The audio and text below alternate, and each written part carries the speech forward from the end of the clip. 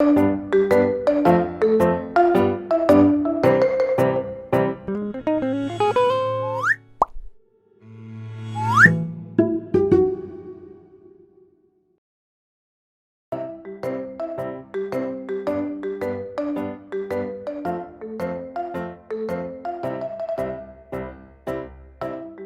哋先將嗰啲冬菇浸過夜，然後將佢切碎。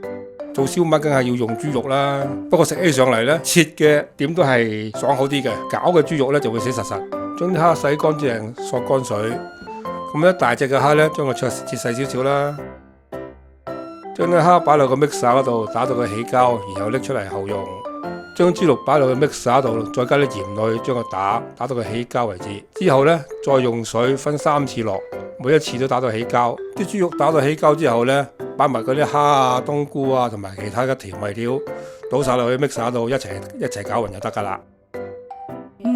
咁搞法啦，想唔彈牙都唔得咯。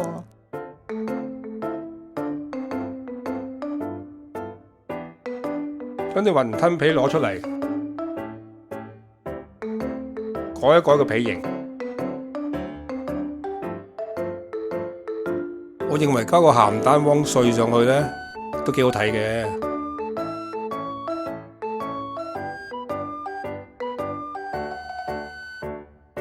做燒賣其實就係最基本嘅一種技術嚟嘅，可以訓練你嘅手感。當你將呢條餡包好晒之後，用晒啲餡，如果譬如話粒粒燒賣都差唔多大細嘅話呢，你就成功噶啦。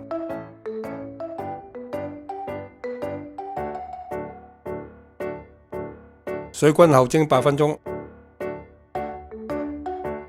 醒神晒啦，食得啦！多謝收睇，請 subscribe。